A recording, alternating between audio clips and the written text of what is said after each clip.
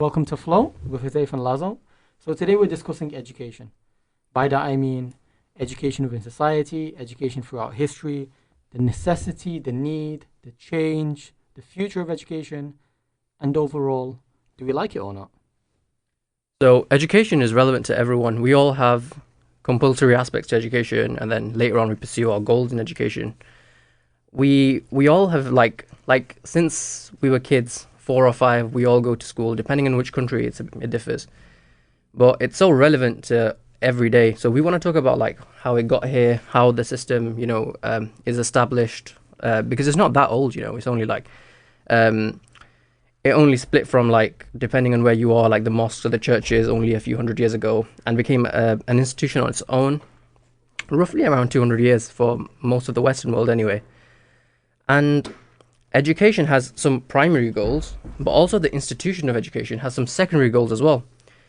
Like, for example, I'll talk about the secondary goals first, actually, because the primary goals are so vast.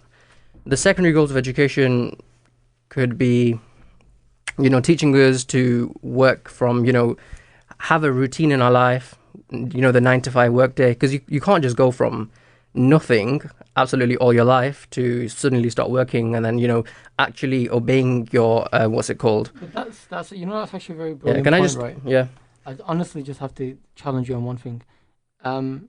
Of course, we had routine. Humans naturally had a routine. Why did education enhance that? Why did they feel like education was needed to enhance that? And when you talk about the idea of working or learning how to societally go from 9 to 5, why is that necessary? Yeah, that's necessary because of the working environment today.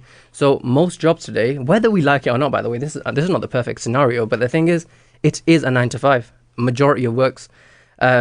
So majority of office jobs and stuff in most Western countries and even Eastern countries, to be honest now, have a certain requirement of time. And I feel like our schools mimic that time, or to the best of their ability anyway. So it gets us ready for the life in the 21st century. And that's why we have this institution. For example, when we were back, farmers and stuff, we didn't have this institution because it wasn't necessary. But we did get up with sunrise and we did. Oh go yeah, home I with don't mean. sunset. Oh no, I don't mean we didn't at all. The thing is, that was perfect for the time because we were going to grow up and take our father's job of becoming a farmer.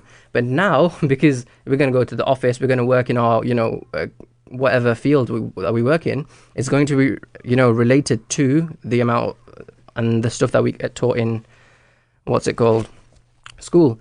Because if we can't just go to work, right, directly without ever having, had the routine of what the life of the 21st century requires us to, right? You say that, but again, I have to intervene here. You say that, but a lot of places throughout America and the Western world are starting to not only scrap their 9 to 5s, people go in at 10 very consistently, very professional. Professional firms in Manchester and places like Spinningfields, they don't even start at 9 anymore. They start at 5. They start at 10. They give their people more flexible working hours. These are the minority of works. Yeah. But this is a movement. This Yeah. is a movement. No, because I'm just highlighting that. There's an architecture firm who, for some, I'd rather not mention them. But I'd rather not mention them just because I don't know. I don't want anyone to ever come down and point to this. But the point is, I actually spoke to the manager when before applying for the job when I was at uni. There was a careers fair. And they said, listen, there is no time for you to come in. You just have to get your job. Yeah. We're changing this. That's the creative field, though, isn't it? And the thing is, I'm saying... We're moving away from this, though. No, I don't believe in 9 to 5. No, I respect that. But the And thing is, places- I'm just saying that education teaches us to... The thing is, 9 to 5 is most jobs. Most jobs I've worked in are 9 to 5. And most jobs that people work in is 9 to 5. I'm not saying that this is the right way. Your field is creative, right? So creative fields definitely don't adhere to this. But architecture is both, though. Like, because with architecture, like, I'm not an artist. I can't just design from in my heart. I have to be functional. So when you say that, you make it sound like I'm in an art workshop. No, this is a proper serious field. Architecture is necessary everywhere you go. 100%. And I'm just trying to say that firms are changing. There are places in America who've already started working 4 days a week. And they have 3-day weekends, and they're just as efficient as anyone else. I know, I'm not disagreeing with that. I'm just saying that most jobs are not like that. Most jobs have not been like that in the past. And education is not a system that has just come in today. Education has been a system that's been on for hundreds of years. And education itself, the knowledge aspect of it, has been going on for, thousands of years, millions of years since humans first came. First, we learned language. So I'm just saying that education right now, majority of it caters to majority of jobs. I'm not saying the future movement because we're going to discuss that But later that's on. Western education, man. Yeah, no, any education right now, every single bro. country in the world has what you call, not even a 9 to 5 to be honest. Some countries start at like 6, 7. But I'm not saying, forget the 9 to 5 aspect. You said 10 o'clock. Anything, right? But we have a structured work. And every single supermarket I know has a structured time. Every single bank I know has a structured time. These things are much more. Right, but that came with society before school. Yeah, I'm saying that's.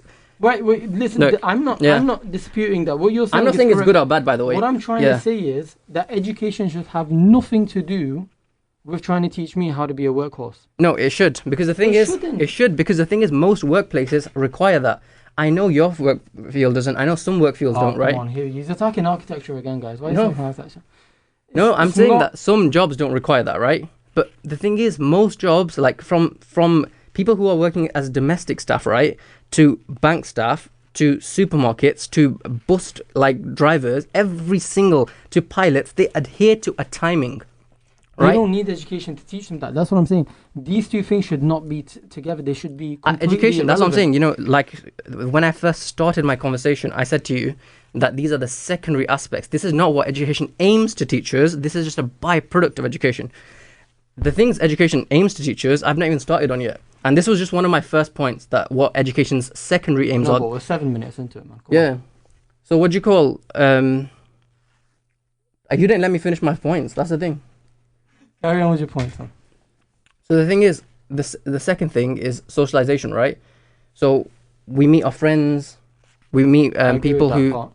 who what do you call? Yeah, because the thing is, you interrupted me like in the start of my first sentence. I just don't think uni or school has Yeah. anything to do with trying to cater me for my 9 to 5. We are creatures of habit at the end of the day.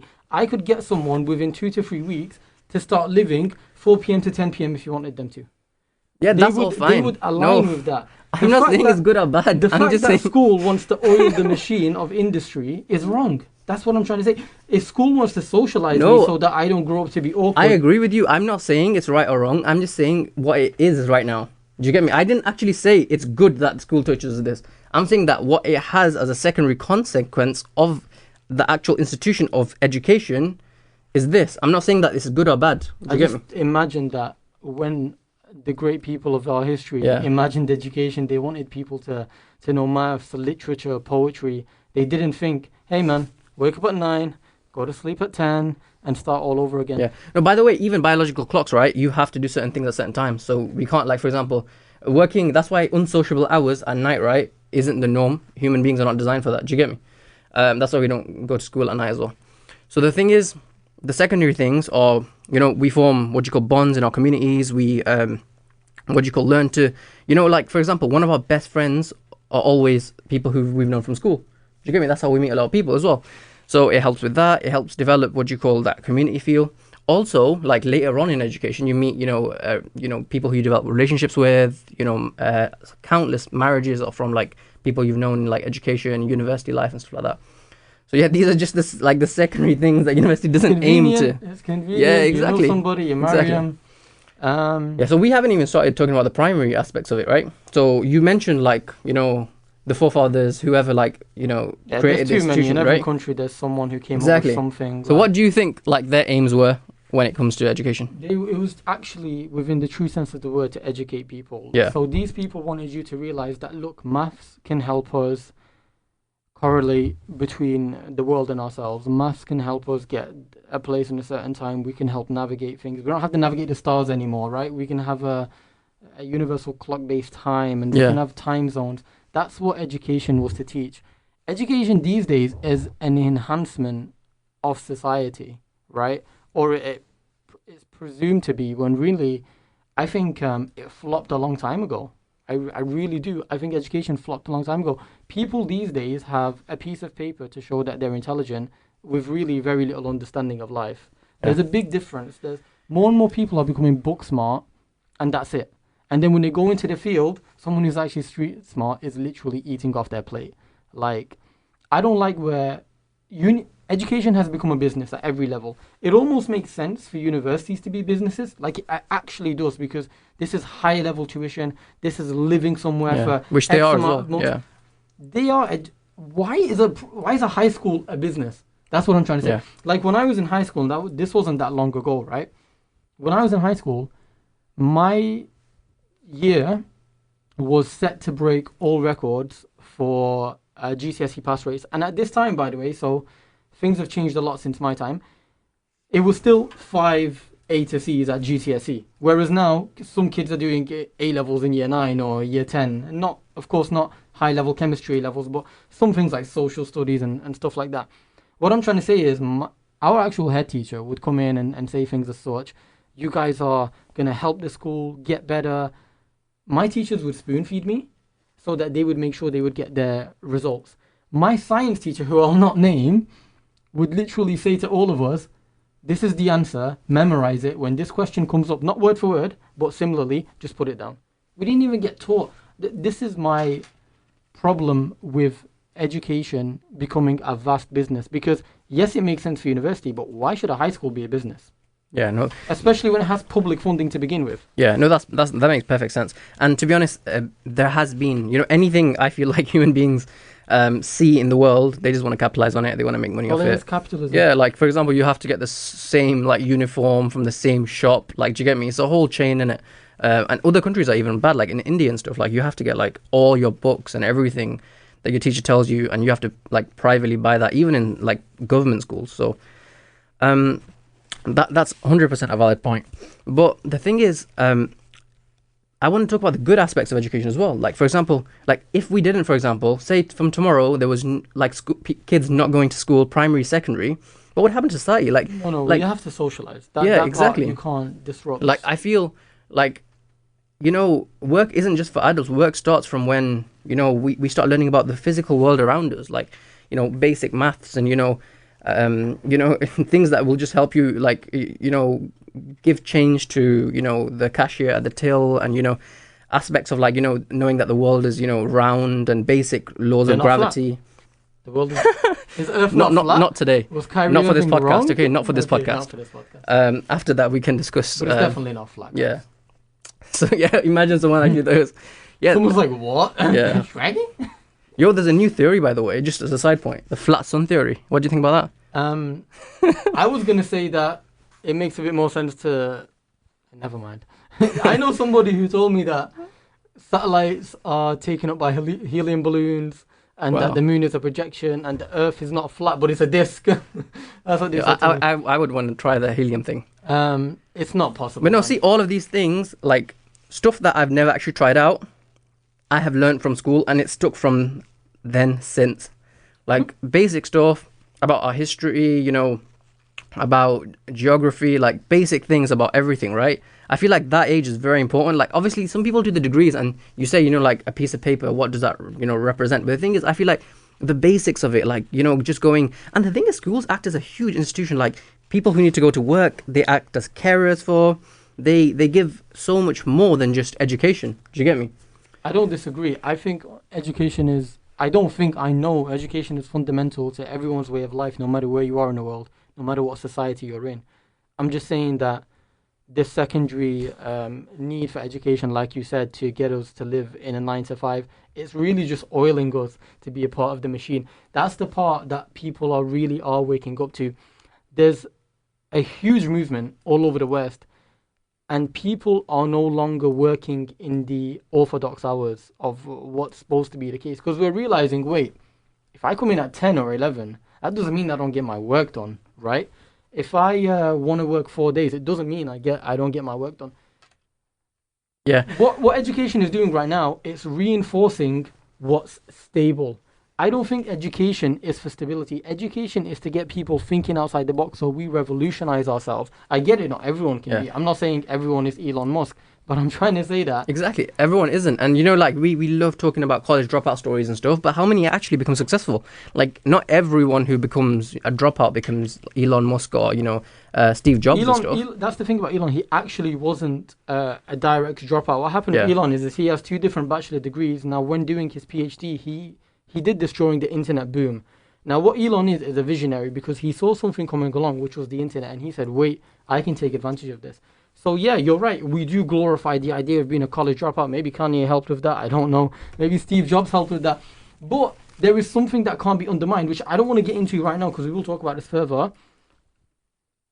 I will make a huge point in the middle of this podcast, and you will see what I mean with these people and why they're necessary, and why Definitely. we should actually encourage that type of thinking, in my opinion. I don't think we should encourage dropout culture. No, I don't mean dropout Alright. culture. No. What do you mean then? Do you want to elaborate on that? What do you mean? I just don't want to segue into the next part before you're done. Alright. That's all I'm saying. No, I'm done. Okay, so the reason why these people are necessary, whether it's Steve Jobs, Elon Musk, Tom Ford, was it? No, it wasn't Tom Ford. Henry Ford, right? And even Tom Walt Ford. Disney. These are not Tom Ford, not the brand. Henry Ford, who started Ford Motors, right? GM Motors. The reason why this is important is because these people have an amazing idea, and they allow themselves to take it forward. Now, what school suppresses is actual entrepreneurship. Creativity. But creativity can live outside of school. That's the thing. You can be an amazing artist and you don't have to go to art school, right? But to be an entrepreneur, you're not encouraged. You're just not encouraged. With an artist knows that they don't need to go to university. That's a fact. And we have social media these days. If you have good artwork, put it out there. Someone will hire you. Someone will say, yo, do you want to design something for me? What I mean is, people who are suppressed most by the education system are revolutionary thinkers who give you an idea, it's outside the norm, and someone slaps you down and is like, no, don't do this. Go get a degree. So that's my problem with education. It doesn't allow people to thrive. Firstly, it doesn't teach you passion. Again, going back to my own example, because I can speak about myself, right? When I was in high school and I was thinking about what to do in college, you know what my teacher said? Oh, Lazo, do what you're good at. Really? Is that what my life is supposed to be? Convenient. So that when I go to A-level, I don't struggle. Why couldn't they tell me, do what it is you want to do? Right? Everyone was like, oh, do what's easy. Do what you have a good grade in. Oh, we'll give you a predicted grade for this course. No one ever said, hey, what do you actually want to do? And millions of kids like myself all over the world are put in a position where they have the one stepping stone of high school, and then they have to step on college, and then they have to go to uni. And this is what I'm saying needs to break. Education is fundamental. Me and you are educated enough to have this discussion about education. That's not because our teachers taught us, right? So Flow, as you guys know, is relatively intellectual. That's because me and Huzaifa like to do this, and we like to research. If this ever becomes something big, it's not because my teachers pushed me towards it. In fact, they would probably tell me this is the dumbest thing I could do. They were like, why don't you focus on your 9 to 5? So this is my point. Education is too comfortable, and we can't grow in our comfort zones, right? So I just want to kick it back to you. And after It's comfortable in the sense that we know what to do, but it's not comfortable in the sense that revision isn't natural. Like memorizing and all that isn't natural. It's definitely not. Actually, this is one weird thing as well. In the past, accounts say that, people, before writing and stuff, like which has only been around for like 1500 years. Before this, like people used to have amazing memories. Like you wouldn't trust a guy who used to forget. Like people had amazing, like sharp memories and stuff. People could, account their whole lineage off by heart. And nowadays, even though we, press on memorization, all that kind of stuff, we have lower levels of, memories. I mean, entertainment and stuff is a sign of that. We can't have attention span more than 20, 30 minutes. Like when I started university, lectures used to be an hour, 2 hours long. And now lectures are like 5, 15, 20 minutes long because of the online learning. Attention spans are dropping and education is, increasing in the amount of years you undertake, 17, 18, 20 years of education you're undertaking now. So, which is a really weird phenomenon, like, have you ever thought about that? I think it's very natural, right? Think about it this way. If you had to, like, if you're working as a cashier and you didn't have a till, over time you would have to make sure your maths was better, right? Because you got to make sure you're giving the correct change, otherwise people. So adversity actually causes you to get to there, or any kind of hardship in the path. That's very natural. Yeah, if you're always good at something, it's hard for you to thrive at it, which is very ironic, right? Wait, if I'm good at something, shouldn't I thrive? No, that's actually not how it works. If you never make mistakes, you can never learn how to be better. And it's so actually, we're not going to get into this today, but you know what's amazing? The amount of things on this planet have actually been discovered by accident. Definitely. Like, come on, I could actually say that Isaac Newton discovering gravity was practically an accident. If he was sat just 10 centimeters to the right, the apple might not even hit his head. Even like coffee and stuff, completely accidental. I think, someone in Yemen, their sheep were eating like this plant and they were getting really hyper. So they were like, what's this? And which is only discovered like 15th century, so only like 600 years ago as well. Which is another crazy thing, by the way. So, we have norms, right, that are carrying on forever, and we never really think about when it started and stuff. Like, I thought actually coffee started, thousands of years ago, but actually when I looked into it, it was only 600 years ago. So things that we discover today might actually be the norms of tomorrow. Completely, people won't even challenge it. But for today's society, like, we're like, what the hell is this? This is so, like, and people who are, in the older, group will be like, no, this is not happening whatsoever. Because change is so hard for humans to undertake. And you're right, like, there needs to be a change. And, we need to rethink education, but it's going to be hard to do so because it's happening. It's happened that, people who were born 100 years ago went through similar stuff, and then their children, and then their children, and now us. Wait, I want to touch on 100 years ago. I would say that 100 years ago, a lot of people in the UK were still in factories, and little kids were dying in factories instead of going to nursery. But more importantly, for the base of this topic, not morally, but for the base of this topic, more importantly, we've already changed so many things sociologically in the last 5-10 years with our left movements of gender identity, of multiple genders. We've already changed schools so drastically. Like, we are in Manchester University right now, okay? And if you go down 2 floors, there's a toilet which is for both genders. You wouldn't have thought that. What I'm trying to say is... Yeah, but toilets were for both genders back in the day as well. Hear me out. What I'm trying to say is that you just said, I'm challenging it, I'm not right. You just said these things are hard to shift. And I'm saying over the last few years, with a lot of these far left movements, we've seen major shifts in thinking, right? Nowadays, people don't want to even assign their child a gender. And that's increasing in numbers, right? True or false? True. We're doing this very quickly, aren't we? Why can't we Definitely. quickly change education? The reason why we can't, guys, it's very simple. Education is a very, very good factory tool for society. Yeah, it's economic. Like, education, like good education, directly correlates to a country's economic development. So GDP, we can okay. definitely see that it's important. I know that it's become a business in some places, and I know,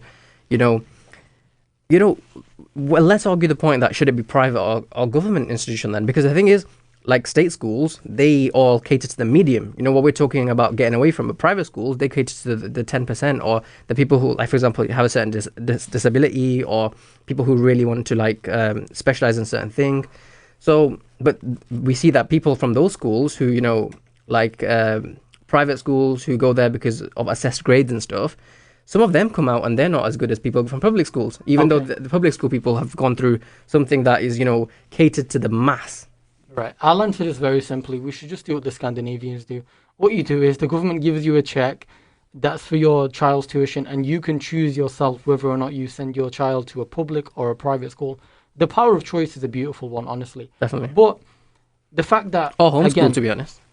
America, a lot of geniuses have been homeschooled. Yeah, 3% of America, by the way, is homeschooled, which is crazy. And they do great, right?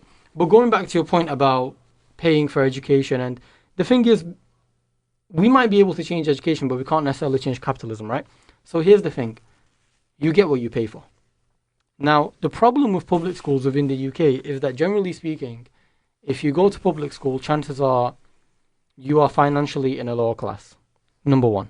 And because of this, your school or your child's school is probably not going to be very high achieving, because we know that poverty creates a lot of different problems, which we've discussed on this podcast, right? Not their fault, but it happens. Now, number 3, or number 2, whichever one I was on, the reason why private education actually does better is a few different things. It's not just because you pay for it. It's because they give you the power of, by paying more, what you do is that you can make sure that this school can run on less students. So that's the thing about, for example, in Manchester Abbey College, they have less students than Loreto. Yeah. Do they have higher grades than Loreto?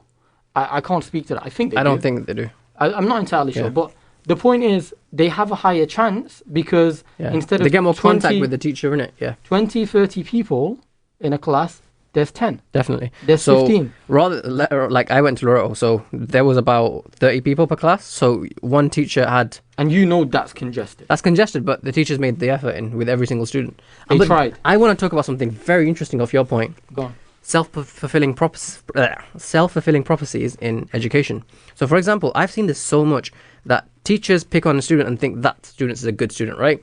So he gets better feedback, or she gets better this was feedback. my life. Yeah, But in a gets bad better. What do you call? Let me just finish this point. Very Go on. important. Go on. So, what do you call better feedback? Better, engagement from the teacher, and they're told, "Oh, you're so good at maths," and this, that. So the student feels good about themselves. They work even harder, and they become better, rather than cancelling a student out because, for example, or a student cancelling themselves out by saying, and I've seen this so much, saying that I'm not a maths person. Okay, so if you believe that you're not a good maths person, then you don't achieve highly in math. You don't try.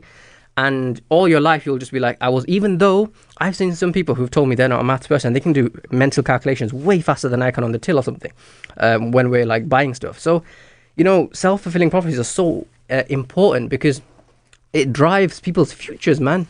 Yeah, if you tell a child they won't be shit, they literally won't be shit. You can't become a doctor, for example, or you literally should not apply for this. But should I give you a really good example of What? that? Literally my life, right? By that, I don't mean my parents, by the way. I literally mean my life in school. So my friends will attest to this and they'll let you know. Okay, so for those of you that don't know a bit of background about me, I've just done my bachelor's in architecture, right? I've just gone to the Manchester School of Architecture, which is academically very hard to get into, and I've come out of it, right? Your boy survived. And before that, obviously, I went to college, I went to high school. My point being, my teachers, because I'm not naturally studious, I personally don't believe that I am biologically studious. And by that, I mean, I can't stay still for too long. I fidget. I naturally fidget. If you guys watch this podcast, you know how many times I touch this mic. You know how many times I go, it's me. It's my personality. Maybe that's why I cater more towards a creative role. But I'll say it again, architecture is not purely creative. There's a lot of sitting down for 10, 12 hours straight. No, but that's all creativity, because creativity is a good thing, not a bad thing. No, believe me, I've written essays, I've done but essays can be creative as well, though. Creativity is a good thing. Not when you need solid answers, Zayf. Yeah, but my point is, creativity in science is good as well. Okay, I'll give you a different example. If you don't think architecture is overly creative, let's talk about something else. Even in A levels, I did my sciences. I've done maths. I've done my sociology and my psychology. My point is, I was that kid who the teacher thought wasn't going to get anywhere, and I just came out of architecture school. That's my point, right? I'll give you an example. When I wanted to do higher tier science, my teachers would not allow me to. Really? They actually would not allow me to. And I still remember. Oh yeah, the sets in school. Like there's like 8 sets or something in it. And we'll get into that in a second, because I can't even begin to tell you how bad that is, right?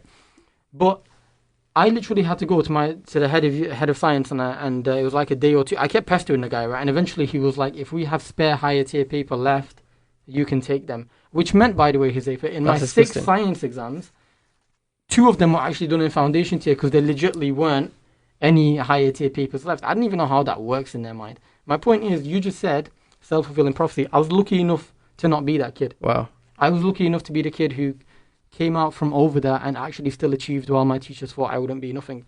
But how many kids like me fall for no reason, right? And going back to sets, because this is even more important, it's not about me. I remember being in primary school. They don't do this anymore, by the way. Yeah. They don't do this anymore. But I remember being in primary school, and you would have tables, red table, green table, yellow table, and the smartest kids were kept somewhere. Oh, I didn't have that in primary school.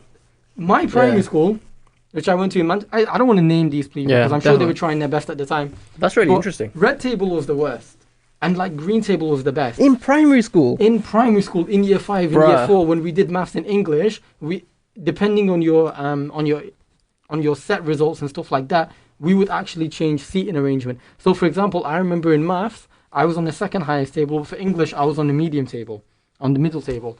But my point is that the kids that were always on the low table were always on the low table, That's peak.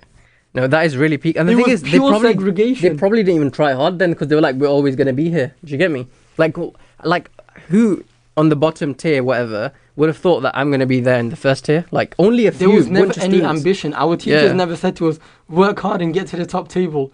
Oh, that is horrible, man. That is actually horrible. You know, in primary school, because the first time I actually heard about like sets and stuff was in high school. No. And I was like, this is so weird. Even though I was in like the accelerator set, so the top set. Yeah, I feel you. I was like, I didn't know. So, but the thing is, my high school was like really bad. But the thing is, people in like set 8, right, were actually like set A. Like, do you get me? Like, what's it called? There was actually a separate like building for some people. Like, they needed like behavioral like therapy. Like, do you get me? But being in the top set actually like didn't really do much for me, to be honest, because I like, and you don't really wake up until like year 10 and 11 anyway.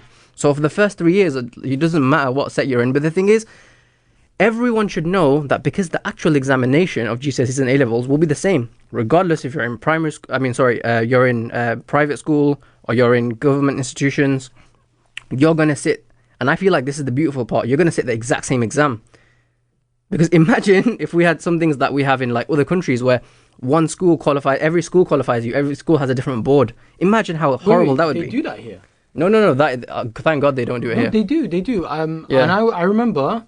Wait, I had know a what you switch mean. of college, Yeah. and I couldn't take certain grades over, or they had to be recalculated or something because one governing board was Edexcel and the other one was AQA. No, I don't mean that. Like, they're all like, what I mean is the same syllabus. that those syllabuses are still controlled, so doing right? maths at Loreto and Severian is the same thing. That's what you're trying to say. No, I'm saying that if for example, like, you got to know that. Look, if let's choose Edexcel, right? There's Horrible. not just one school doing. Horrible. There's not just one. We did the Welsh board, bro. So what do you call them?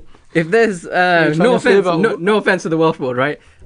We love the Welsh board, but the thing is, they're gonna get this video cancelled, and I'm gonna be like, why did you have to say that? But the thing is, like, imagine you're doing like Edexcel. So all the schools that used to do Edexcel will be sitting the same exam. That's what I mean. Welsh jokes. So the thing is that, okay, like, we have these exam boards, but they're still like the same. What I mean is some places have this thing other than the UK that schools give you the qualification.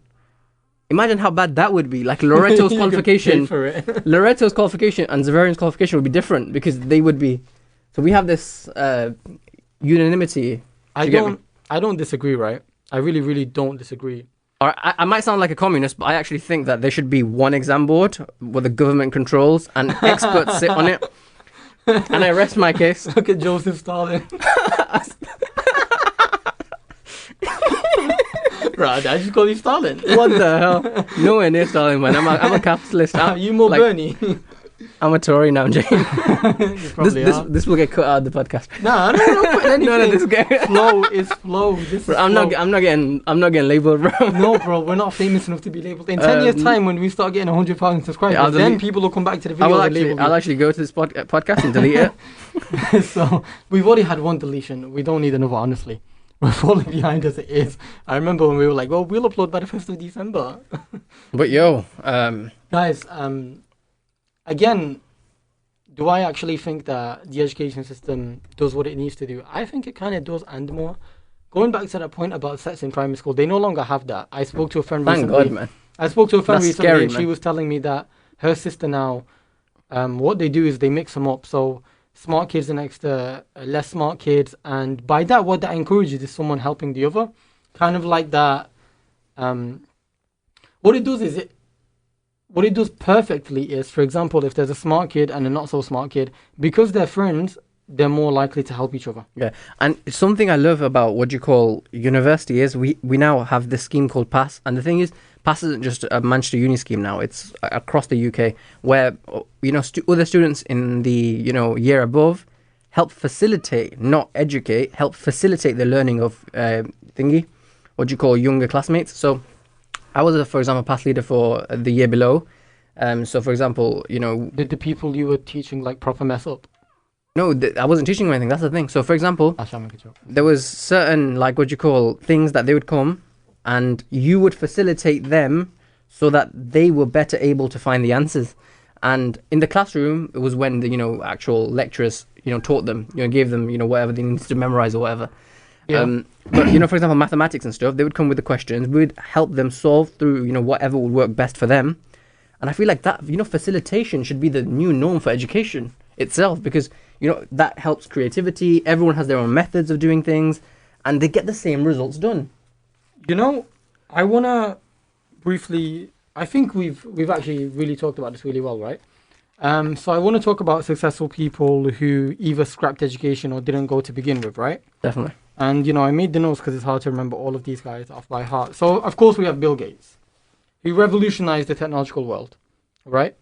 But it's not just that. It's what about Michael Dell? Again, in the technological field, right? I talked about Walt Disney. This is an actual icon. This man left education at 16. Okay. Yeah. But the thing is, back in Walt Disney's days was different than today, still, bro. But still, he could have. Yeah, that time it was different. So that shows you actually throughout history or throughout modern day history, a lot of revolutionary thinkers have come from leaving the norm. This is what I'm trying to say, guys. I'm not trying to say.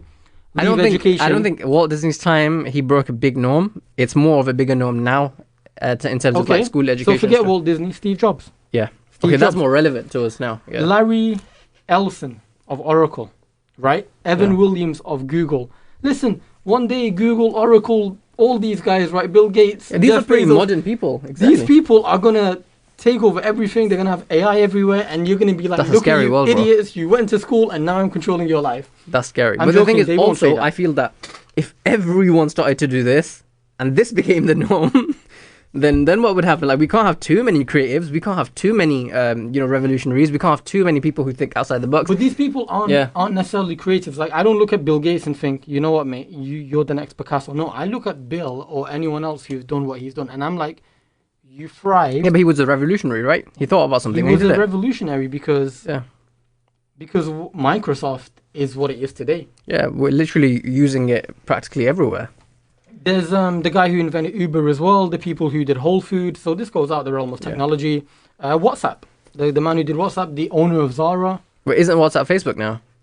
Under Mark? Well, Mark Zuckerberg, a very famous example of a guy who, again, left university. Did he actually, though? Because he went to uni, right? No, he did, but he left. A lot of these guys, by the way, they went in and they left, right? Some people just didn't go, and some people, like Elon, they have a couple of different degrees, and then they jump ship. Elon Musk, one of the smartest thinkers of this modern day era, has actually been on video, on record, saying that, listen, school is a place where you can prove that you can do your chores. And it's not about learning. So I can't quote word for word, but I actually remember putting this on my Instagram the other day when we were having this discussion, right? Elon says, you don't have to agree with him, Elon says, universities or colleges, as they call it in America, have become more of a social, societal factor than they are an educational one.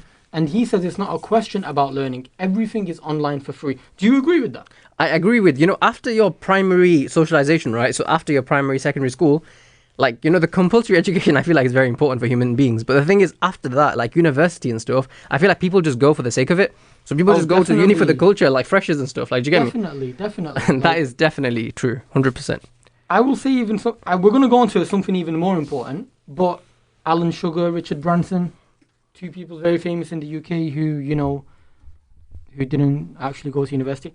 But I want to give you an example. Yeah. I want to give you an example. Some of these people are creatives. Some of the people on the list I just called out, they're creatives, and some of these people are hardcore. Yeah, but there's so many other people. These are like the anomalies, right? Yeah. But most people did go to uni. Like, for example, Warren Buffett, right? This guy is so smart. This guy bought a farm when he was like in his teen years. Mm-hmm. So that, the trade of the cows and stuff could pay for his tuition fee so he could go to uni. Imagine that. Brilliant. Honestly, brilliant. But I would say that there's also, like what we're talking about right now, the list of people that I'm mentioning out, these are the super successful billionaires. I'm sure there are plenty, if not thousands upon thousands, if not millions, of millionaires. Yeah. Not billionaires, but millionaires who dropped out of university. So what I'm trying to say is that the norm really doesn't help people. You just said, adversity. But the thing is, there are billionaires though. So many Indian billionaires who have done MBS. Do you get me? Do you remember Khan Academy? Yeah.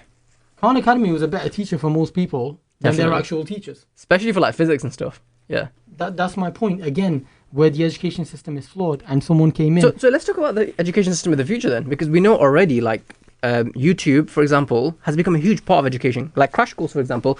I actually watched Crash Course videos for fun. Like, to learn about things that I wasn't taught in school. Because you could only, pick a limited amount of stuff.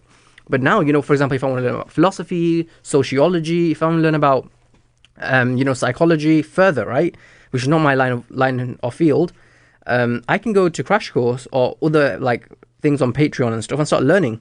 So what Skillshare. Yeah, exactly, Skillshare. So what is now the future education? Because we've got so much knowledge and information, we can all be polymaths. By the way, I'll take it a step further as well. What about all the people who tutor students to get their A's at A level, and we know some of these people personally, and they don't have teaching qualifications.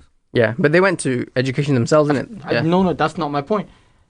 They couldn't do that if they hadn't They couldn't do sat it the in a same school. exam. Yeah. They couldn't do it in a school, but that's not to say that some of our friends aren't just as good teachers as some of the people. Oh, that are there. 100%. Because but like I've we know tutored the same myself. people. Yeah, but the thing is, I've tutored myself, and I could only tutor what I had learnt myself. Like, for example, I've done maths, But if English, the syllabus stuff like is that. the same, Oh yeah. Even if the syllabus is different, but because I've actually had like a GCSE in that field, like for example in English Lit, for example, I can tutor it because I've actually gone past it. So if I look at the curriculum, I look at the learning outcomes, I can start teaching it. So where do you think, by the way, because Yeah. you're talking about education in the future, where do you think that will be? I feel like internet, what you call online. We're gonna have more, interactive stuff online, less actual teachers. Teachers may become developers of these applications and stuff that will start teaching us. But Which means a lot of them will lose their jobs because you don't need 30 people to develop yeah, something. exactly. Yeah, with the fear that humans have with everything. And I'm going to challenge AI another taking point jobs, as well. yeah. We just both mentioned that university has become a very social thing. So my question is, once we start becoming more and more electronically taught, then unis can't sell us on the uni life anymore, can they? To be honest, this year was Open University. So it was uni online, like, Open University is. Yeah, no, I get you. Yeah, I get you. do you get me? It's literally that. So there was no difference. And people who came to Manchester or, any of the To have university.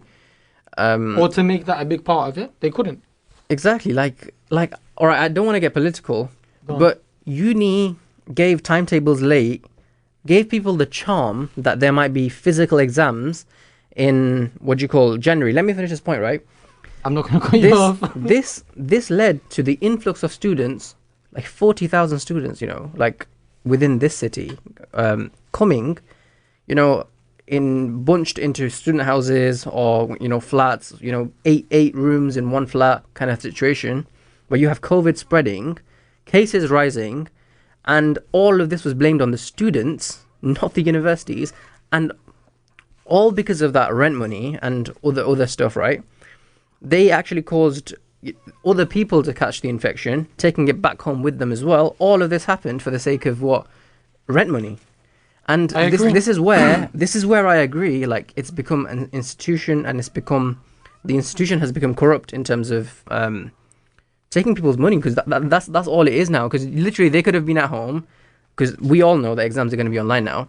So they could have been at home, they could have learnt online, they didn't actually need, I don't know many people who have actually stepped into university who are in first year.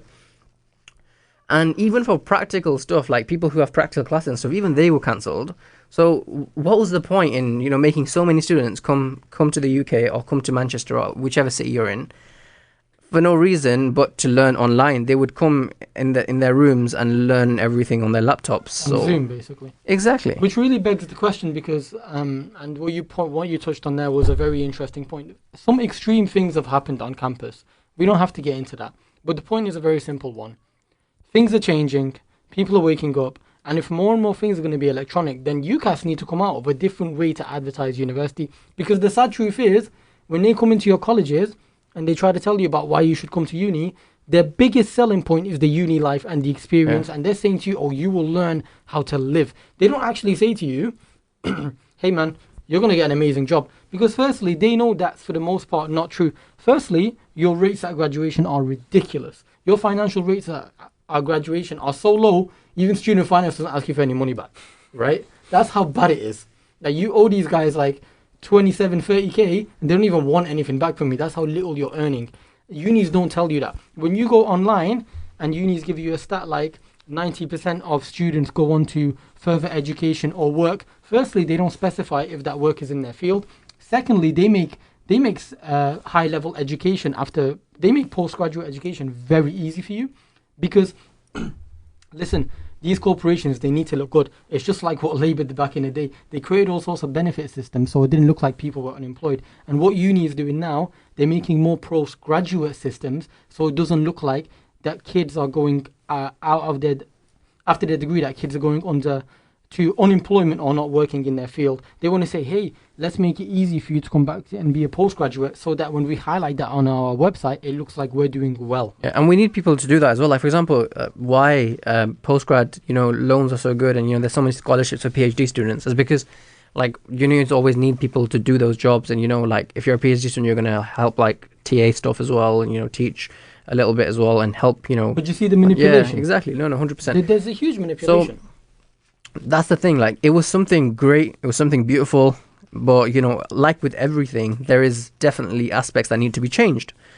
And these, like, some things we've highlighted, some things we've not highlighted, but it's definitely not the perfect way to, sell education. Bro, I need to weigh this up. And today, by the way, I've cut Jose off a lot. This is a very passionate topic for both of us. And we're kind of just like this anyway. But my point being a very simple one, right? Mm-hmm. Let's look at... do you watch football? Okay. So when you look at football and look at VAR, certain things need to be changed, right? Because it's not perfect. But when you look at education... A man compared VAR to education, I'm trying to say, like, because you said nothing's perfect. Yeah, I'll give you a definition of something that's not perfect.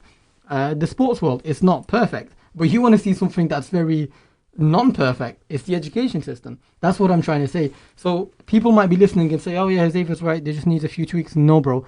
This system needs... No, I didn't say a few tweaks. Many. They might think that. I feel like, students they need to be better liaison committees, because the thing is, you're paying for university. So everything that is after, you're 16, right? After you finish school, you are directly, this is not necessary. Like, do you get me? You are willing to take this education. So there needs to be committees that liaise with staff and students to ask students what they actually want to learn. Because the thing is, that's very important. They need to ask students the way they need to be examined. We will, when we go to university, we don't want to be, we don't want universities to act like our parents. That's not the way it works. Oh, they definitely don't do that. Exactly. So that's why we need... Or do they? That's why we need, universities to talk to the students and ask them, how would you all want to be examined? How would you want to learn? Yeah. Do you want to learn like lectures? Do you want to learn kinesthetically? Because you're paying for it. So they should liaise better with us. And that's not happening right now. They show it's happening, but it's not. Your point about getting taught in different ways, or how do you want to be taught, that's very good. Because right now, like, do you ever see that meme? There's a very popular meme on social media where it talks about, like, you can't judge a fish on how well it can climb a tree. Yeah, because the monkey's always going to win. They need to attribute it to Yes, there will be one fish who will jump out of the water and eventually grow hands, right? We get it, but that one fish is few and far between. So I think it's going to be a salamander, I'm joking. That's not a fish. You can't judge an elephant or a flipping fish by how well it climbs a tree, and that's the problem with the education system. Everyone gets put into one basket. There's a reason why so many ultra successful people have left education and thrived, because the real world doesn't work like that. Yeah, but it's also what you measure success as. If you measure it as wealth, okay, 100% I agree to this, and I swear by everything important, right? That to become wealthy, you don't need education. Okay, perfect. Definitely not. But and like successful in terms of, like, one person may become successful if they know the art of quantum physics. For that, you definitely need university. Yeah. So it depends on you, basically. We want to say that, okay, you have to think about it in terms of... What do you want? Exactly. What you want to learn, what you want out of it, where you want to see yourself, and think about it like that. Don't just go to university for the sake of it. Don't go to university for the culture. Don't go for freshers. You can still enjoy that without going to university, 100%. Yeah, you can have dumb friends there who did go for freshers, and they can just tag you along. Something we can agree on. Something we can agree on. And no, that's the thing. Like, me and Josefa are just trying to somehow feed some real truth into this, because the problem is, like we said, unis are financial institutions, and they need you there because per student, that's how they get their funding, right? So many years wasted, so many, so much that could have happened, right? That you put into this, you've indebted yourself for no reason. We're okay in the UK, SFE's got our back. But, like in American stuff where you have private loans, like, you are literally fucked. Yeah, people go to university to become a doctor, and then by the time they come out, they have like 250k in debt. I want to take it a step further though. When we talked about universities shaping our way of thinking, let's talk about the new left-wing rise within modern day universities and educations. What do you think about that? Because there's a What do you mean? That's a very broad thing. No, exactly. So universities went from a very conservative thing, because for example... Yeah, but I also don't want to have I don't want to go to university and learn how to play the recorder as well. Like, do you get me?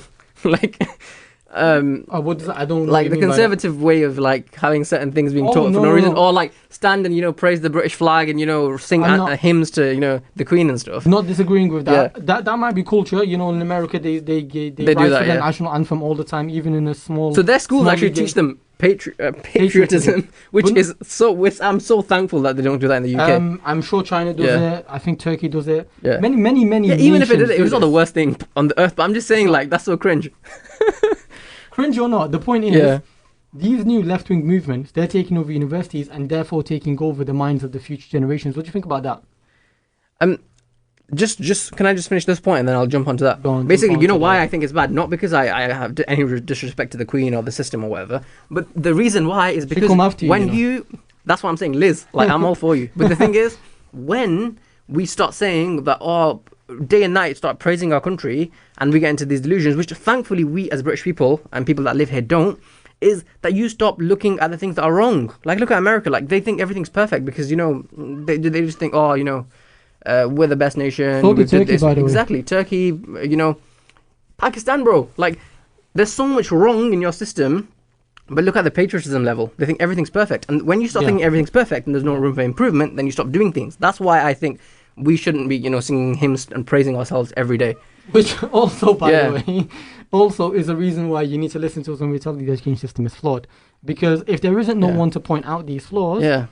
right now, I'm noticing in education, right now, people aren't saying that education is flawed. They're saying how we teach education is flawed. No, my friend. Yeah. The whole system is actually fraud. I know Akala got us all thinking knowledge is power, and Back he's with right. the bank. Yeah. And he's right, okay? He was right, Yeah. and he managed to thrive in that. But a lot of us are going to be there trying to live our regular everyday lives. Bro, I wish I was as articulate as Akala. Like, do you get Everyone me? wishes they were as articulate as Akala. Yeah.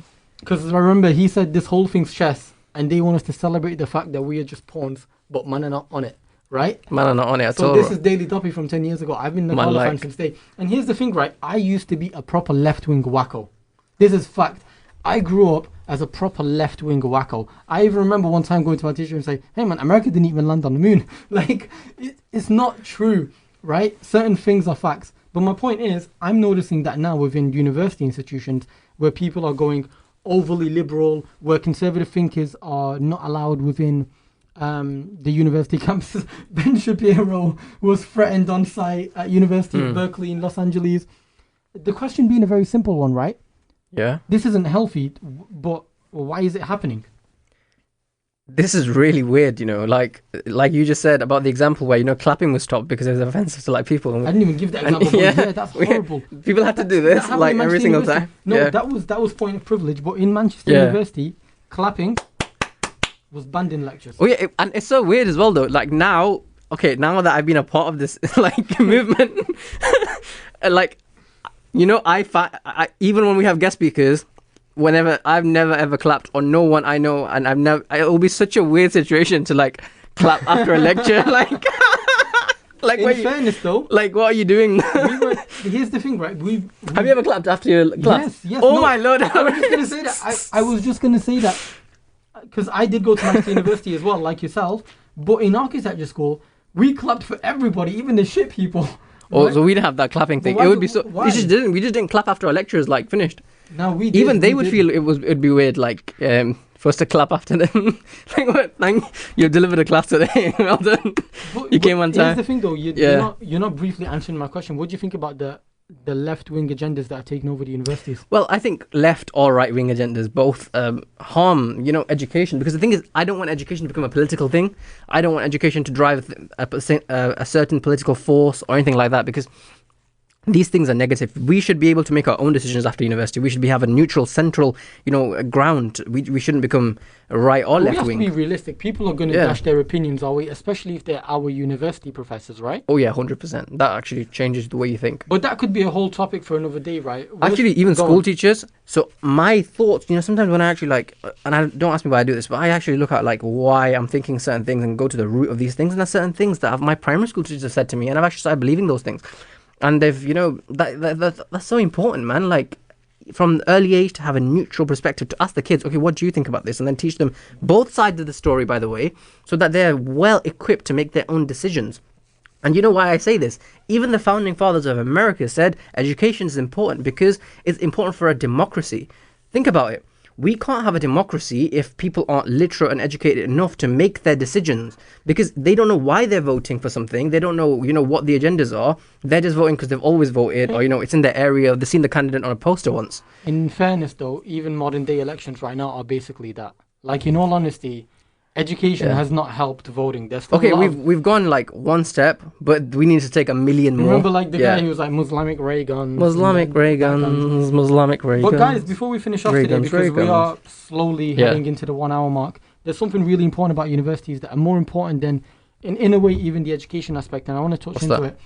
The thing is, universities are often sometimes a safe haven for a lot of people. Many people who decide to leave home because of troubled times and want to make their own way in life. Yeah, druggy artists. Come to universities, right? Yeah. And here's the thing, right? That in itself is a beautiful thing, because even people who, for example, live in a city where they study, they can go to the library and escape the troubles of their home and their personal life and study and create something for themselves. Like I said, kids who leave the city that they're in to also leave with them their problems for a new beginning, that is a beautiful thing that university has indirectly done. It has never aimed to do this, but it indirectly has this. And it also has provided these kids with grants, with loans, and free education in the UK. Yes, I get it, you have to pay it back, but in comparison to a lot of places, you're paying back a nickel, right? My point is, credit where credit's due. And there is one more example that I want to give. When I was in primary school, shout out to this lady, and her name was Miss Nuttall, right? She was a lovely person. She was actually a support worker. She was white Caucasian, even ginger hair, but she helped us learn so much about Black history. I was in year 5, right? Now, again, I'm in a liberal city. I'm from Manchester, right? But my point is that you're seeing how essential that is these days, especially with all the movements, with the BLM and everything else. And I think if there were more people like that, who not even teachers, support workers, like Miss Nuttall was a support worker of ours, and she would take us to Black history lessons. She would take us out of our class, and we would get taught so many things that... See, why it's important to have both sides taught? No, my point is a very simple one. This can be utilized in the right way, but the problem is kids get spoon-fed into what makes the school money. I'll say it again. I understand why universities need to be businesses, because this is millions of kids, often even coming in from other countries, living here, going to this campus every day. Everyone has been to school. Why is the local like high school a business? That's my problem. And you guys saw how heated I was at the beginning. Why? Why is high school or primary school a business? That's where it doesn't make sense. Yeah, I'm gonna homeschool my kids, man. Like, if they gotta do it, then you gotta teach them well in it. I don't want to imagine what you'd be teaching them. But jokes aside, right? Unis can be a safe haven. Unis can do great things, but maybe the biggest problem isn't actually education itself, but the people running it. So definitely, but the thing is, it's hard to change an institution from within, because the thing is, once you join it, you become a part of it. And he's joined the Illuminati, by the way. You didn't have to. All right, we're gonna cancel this recording right now, Jane. The Illuminati has become a joke. It used to be something scary that people never talked about, and then even rappers started putting it in their lyrics. Move, man. As if anyone's even scared of them anymore. Once Jay-Z started doing this, you knew it was game over. Like, these guys are out in the open. They don't care. It's like the stonecutters of The Simpsons, you know. Man said stonecutters, you know. But yeah, like this, we can see schools and education systems as like a group of Freemasons. We've all been there. Thing is, you have to go to school until you're 16. So by law, right? So you can either choose to be homeschooled or go to actual physical school, but you have to go. Like, you have to be taught and have to sit the exams compulsory. So we've not actually touched on homeschooling, but I feel like I know people who've gone through that. They've got amazing grades. I feel like because all year round you can just revise for the exam. Just a little side thing. Do you know, like, because we come from first generation immigrant families in the UK, right? So what about when we went to mosque or Arabic school or Kurdish school? Wasn't that homeschooling? That was education, 100%. That was and education. It worked really well, because I remember going to Kurdish school once a week for like 3 hours. Everything else was technically homeschooled by my mom and myself, right? So we actually know in a lot of cases that homeschooling works, right? Yeah. No, definitely. What do you call? Wait, you were actually homeschooled in terms of I didn't science and English and stuff. I left Slimani when I was basically 5.5 or 5. So I only had like 1 month of school there. And then when I came here, they developed this Kurdish school, which I only went to once a week for like 3 hours. So everything else, I had to be taught at home. Wow. I would get examined. And it was effective as well. Yes. Yeah. I passed everything. I did really well. Jeez. So do you feel like what you call that also had the same aspects of school, like socialization and making friends, definitely. all that kind And of stuff? it Yeah. cultured me because, like I said, I left home really quickly, and going back for holiday isn't really a good way of realizing anything because you just kind of stick to your family, See, especially when you're young. education is good. Education can be amazing, and we know that it's necessary, especially for socialization and indirectly giving those people a safe haven. Yeah, who and need to all get those away from people who home. tie knots every year as well. I want nuts. Marriage. Oh, for goodness sake. No, I'm joking. Can I just end by teasing one thing, and that's going to be AI, because AI is going to be a vital way for us to get taught in the future, and we will do a podcast on AI one day. I want you guys to think about So that. to all the robots that are watching this in the future, Well, like Ultron's going to look Yeah. back at this and be like, hey, these guys knew. These yeah, guys like knew. please reform yourselves. All right, guys. Take care. Thank you. Peace.